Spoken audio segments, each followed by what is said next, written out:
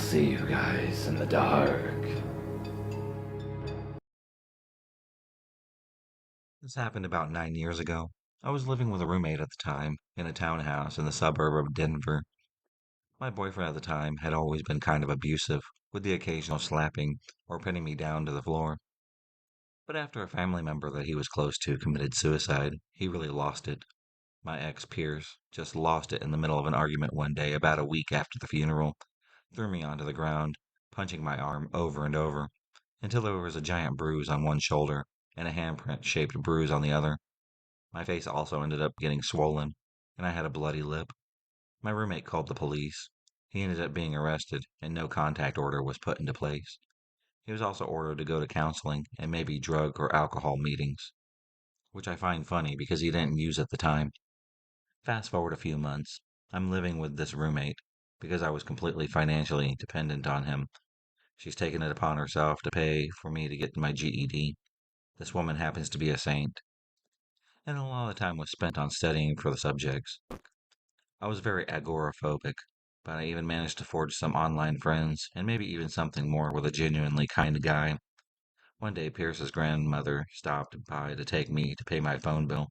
She lived close by in the same town complex. It was more or less right behind where I lived. I remember it being the first beautiful and slightly warming day after a long winter, so I opened up all the blinds to let the sunlight in and left them open when I left. After paying my phone bill, Pierce started calling her. I wasn't too concerned because I knew that he was supposed to be at his court mandated counseling shortly.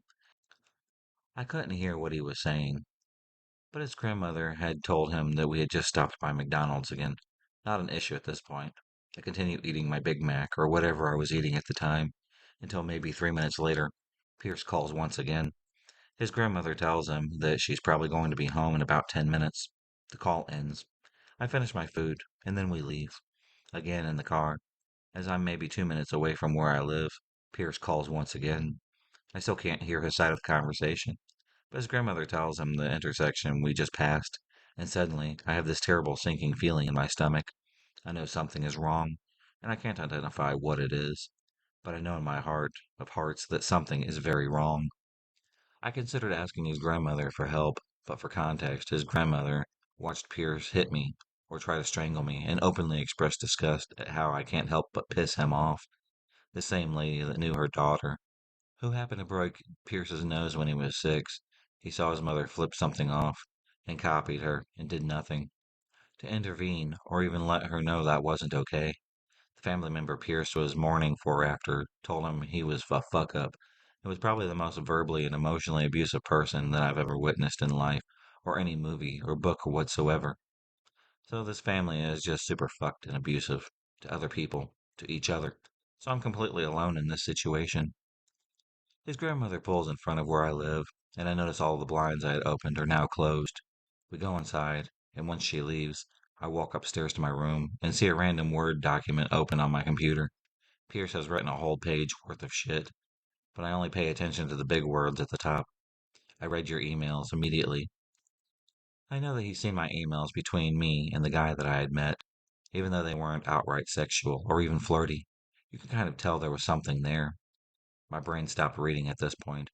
I need to figure out if he's still in this building, because there's a no contact order. I know he would have come in through the back door, so nobody could have seen him. So my mind latches onto this idea that if the back door is locked, he's probably gone. I run downstairs to the door, see that it's locked, but as soon as I reach the door, I hear a closet sliding door open from the room I was just in. Loud and angry footsteps. He's yelling my name. I know this may sound weird, but I can't recall the exact details. I remember his face and mine before I could even understand what was happening. I remember being back up in my room again. I think to go through all my emails with him, and I remember him slapping me hard in the face, one and over, until I got dizzy. I remember somehow convincing him to let me use my phone to respond to one of my roommate's texts. I don't remember what I said, but I remember that she called right away. I remember Pierce standing 2 feet away from me and looking directly at me, believing he was going to kill me, and my roommate asking me, "Are you even safe?" I only said no. She told me that she was on her way and would be there as fast as she could. Eventually, Pierce became convinced that I had called the police, and with a knife to his hand, told me that if they were coming anyway, he might as well give me what I deserve. I managed to convince him that I didn't call the police, and then he started crying about what a terrible person he was, threatened to end himself with the knife. So, with a handprint to my swollen face, I tried to convince him that he wasn't terrible and to please not kill himself until my roommate came home. After that, I had moved states, had my name changed, and only feel safe in buildings in big cities where I'm at least 3 stories up.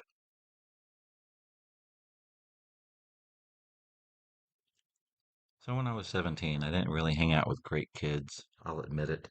I never gotten into many bad situations, and turned out pretty well in the end, I think. But this one relationship I had was definitely a creepy one. Me and my friend Corey decided one day to go to his friend Jay's house. Let me say that Jay's house was actually a shitty, lonesome quadplex off the side of a highway. The inside of it was disgusting, and every wall had at least 2 or 3 punch holes in them. Doors were off hinges and propped against the door frames. What little furniture they had was obviously very used. I'm not much of a judger. This doesn't bother me, really. We smoke. I think that Jay is kind of cute, and we leave. We go back to Jay's the very next day. Jay is showing obvious interest in me, and in a moment alone in the kitchen, he asks me to be his girlfriend. I'm an idiot, so I say yes. After 2 days of knowing this guy, I tell him yes. We stay a while. A group of people leave to go get food.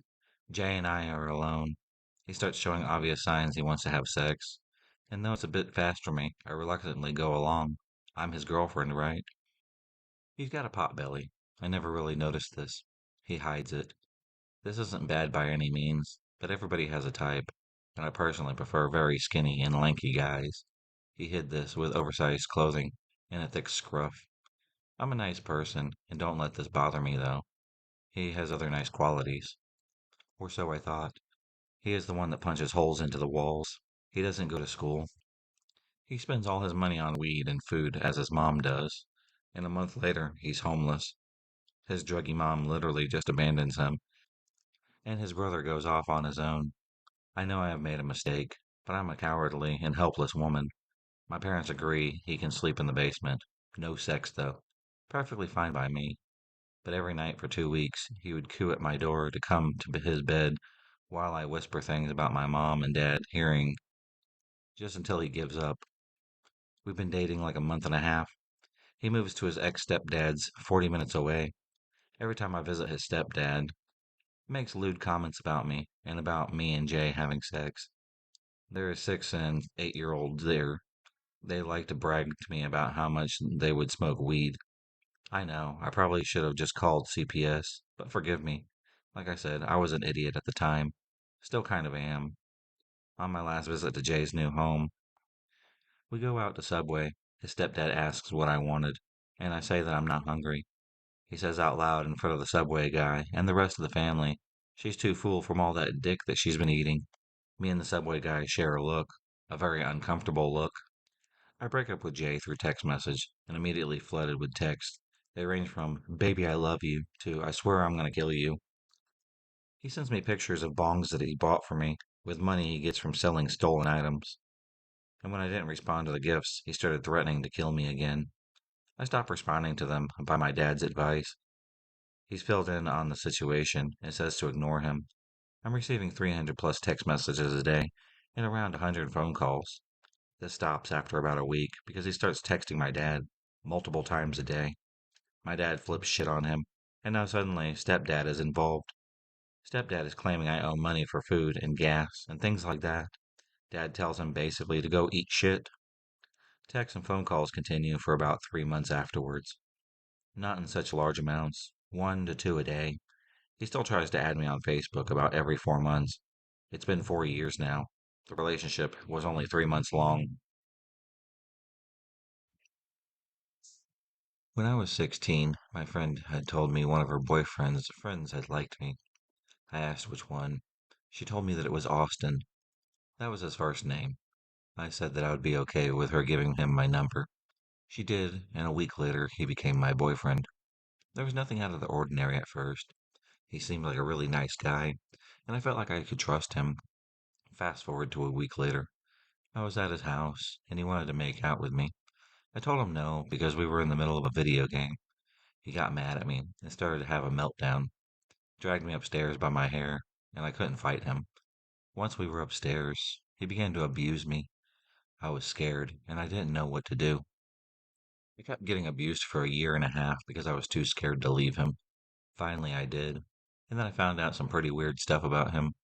I had heard from a friend of his back from his hometown that he had planted a bomb in his school and then tried to light himself on fire. Plus, he had been institutionalized more than once. Okay, major red flags, and I wish I would have known that a lot sooner. I graduated high school early and then moved out of town, started going to college. I had Austin blocked from everything: phone, Facebook, Twitter, any social media site. I blocked him if he was on it. Not even a month into college, I kept getting those calls and texts from numbers I didn't know. It was him. I had to constantly block numbers every single day. I was getting tired of it, so I answered one of them. He was asking me which dorm I lived in because he was on campus and wanted to see me. I threatened to get security and the police if he did not leave. He hung up on me.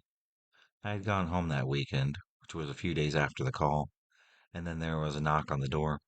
I answer it, and it was him. He was holding a cup of coffee and smiling at me. He tried handing me the coffee and told me that it was my favorite kind. He was right. It was my regular order at the local coffee shop. I asked him how he knew that, and he confessed that he had been watching me when I got there. I quickly shut the door, called the police, and told him that was what I was doing. He left, but I went outside. The coffee was next to my car. The thing is, I don't know how he got my address. None of my friends ever gave it to him, and I sure in hell did not give it to him myself. Fast forward right to my 18th birthday. I was in the musical at my college. I had been advertising it on my Facebook, so friends and family knew when it was. After our Saturday show, I had gotten a text from an unknown number that said, "Thanks for making me laugh. You did really good tonight." I lost it. I showed one of the girls in the show with me, and she got security to walk me back to my dorm. A few weeks later, I found out that he had bought me birthday presents and wanted me to come get them from his house. I told him no. He kept bothering me about it. Yet again, he ended up showing up at my house when I was home. It was about 11:30 at night. I heard a tapping noise at the window. I thought it was the wind making a branch hit the window, so I thought nothing about it. About 10 minutes later, I heard whispering outside. I opened up my blinds, and he was standing right there. I froze, shut the blinds. I called the police once again, and when I got off the phone, went back to the window, told him the police were coming, and that if I ever saw him again, I would get a restraining order on him. To this day, that was the last time I saw him. I was a late bloomer, and I got my first boyfriend at the age of 20. I was a senior in high school. I am very shy, an anxious person, so I was thrilled to finally have a boyfriend. He seemed wonderful at first, complimented me constantly, surprised me with flowers, the whole 9 yards. Red flags started popping up, but he was so nice. Otherwise, I tried to ignore them. He said that he loved me after only 2 weeks, pressured me to say the same to him. He'd become depressed and angry if I declined his invitation to hang out or had any other plans. Then we would fight, which became more and more frequent as time went on. He convinced me that I was to blame or in overreacting, and then when we made up, would go on and on about his love for me and how much he did for me. As the child of a narcissistic parent, I could recognize how wrong this was only in retrospect. A full year had went by. Things got worse and worse. If I suggested breaking up, he'd have an utter meltdown. He'd sometimes throw up. He'd cry, beg, plead, and alternatively insult me and call me a heartless bitch. Then he'd take his insults back and say that I was just upsetting him. Finally, I got the courage to really end things. He was enraged. He refused to leave my apartment, screamed at me, cried, threw his phone and smashed it, and ripped the covers off of my bed. Finally, I basically pushed him out of the door and then locked it. He had sent me over 60 emails, text messages, and even phone calls. I blocked him everywhere I could. Now comes the terrifying part. The very next day, I heard the doorbell ring, and I knew it was him. So I stayed very quiet in bed. I didn't even open up the door. Eventually, he rang it so much that the landlords who lived below me confronted him. Horrified, I listened through the door and heard him tell them that I was expecting him and must be asleep. They let him in. I rushed and locked the thin door that separated me from the stairs up to my living room from the main entrance. He knew that I was inside, because the door is never locked. He pounded and banged on the door for almost an hour, alternatively swearing at me and pleading with me. Finally, I had called the police on him. They were very skeptical and basically told me I was overdramatic, and they told him not to come back again, sufficiently scared him off. I could have pressed charges, but did not, as I just wanted to all be over, and I didn't want to incur his wrath. Anyway, I have fully blocked him on all channels and moved apartments, but he did manage to contact me begging to be forgiven, accusing me of abusiveness, and then enraged, insulting me grievously. In therapy, I learned he likely has a borderline personality disorder, which means he has a pathological fear of rejection. These people are irrational and even dangerous. So, a PSA to anybody out there: break up and cut ties with your partner immediately if they threaten you like this. I am now suffering mild PTSD from the whole ordeal. If you enjoyed this video, please subscribe, like, and hit the bell for notifications on future videos and become a stalker of the night. And I'll see you next time.